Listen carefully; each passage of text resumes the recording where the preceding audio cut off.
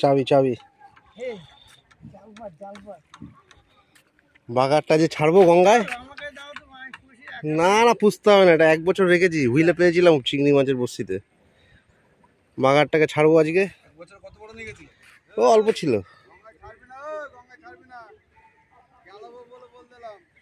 Hot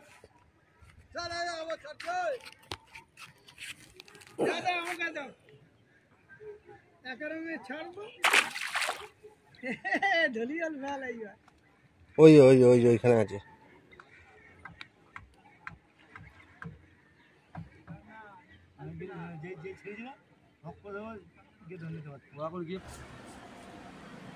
এই বাঘাটাকে কালকে গঙ্গায় ছেড়ে দেবো, তাই আজকে ওর জন্য গুলে মাছ নিয়ে এসেছি, জ্যান্ত গুলে মাছ খাওয়াবো, খাইয়ে ওকে ছেড়ে দেবো। ছোট্ট হুইলে পেয়েছিলাম, ছোট্ট একটুখানি 100-150 গ্রাম হবে, একটা বাঘার পেয়েছিলাম, সেটাকে আমি প্রায় 1 বছর আমার অ্যাকোরিয়ামে রেখেছি, জ্যান্ত মাছ খাইয়েছি। এখন বড় হয়ে গেছে, আমি গঙ্গায় ছাড়বো।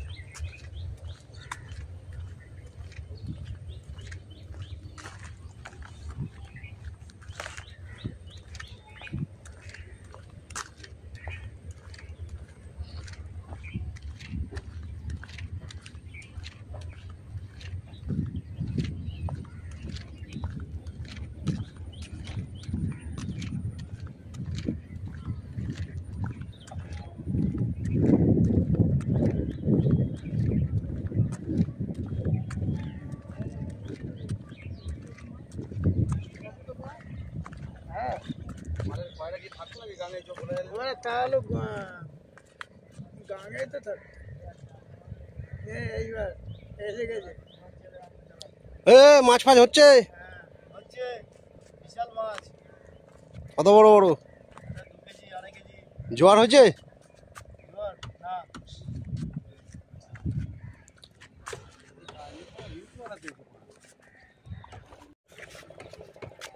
বন্ধুরা দেখতেই পাচ্ছেন, আজকে অনেকদিন পরে গঙ্গায় এসেছি, মাছ ধরতে আসিনি, একটা মাছ ছাড়বো।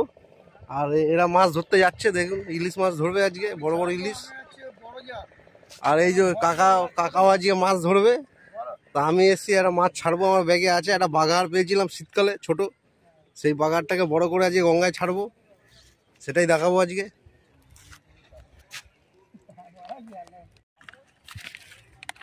বাঘারটা নিয়ে এসেছি বন্ধুরা, দেখতেই পাচ্ছেন, আজকে ছাড়বো গঙ্গায় এটাকে।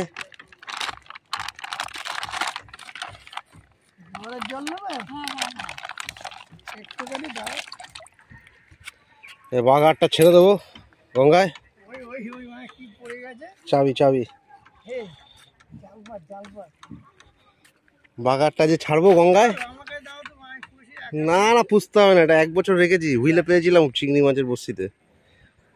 বাঘারটাকে ছাড়বো আজকে। ও অল্প ছিল।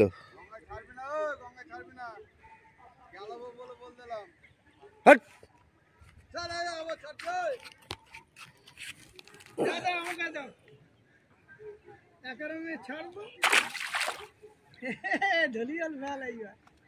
ওই ওই ওই ওইখানে আছে।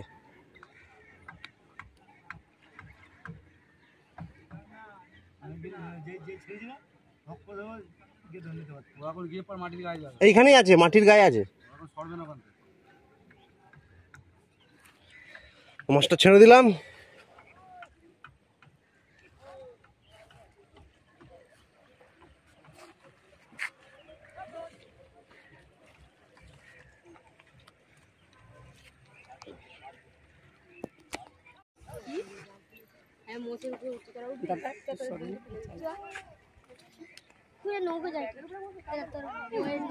জ্বর হয়ে গেছে, মাঝি ভাইরা জাল দেওয়া শুরু করে দিয়েছে। এই আঁচল। তো বন্ধুরা, ভিডিওটা এই পর্যন্তই। ভালো লাগলে লাইক, শেয়ার, সাবস্ক্রাইব করতে ভুলবেন না অবশ্যই, আর সাথে থাকুন।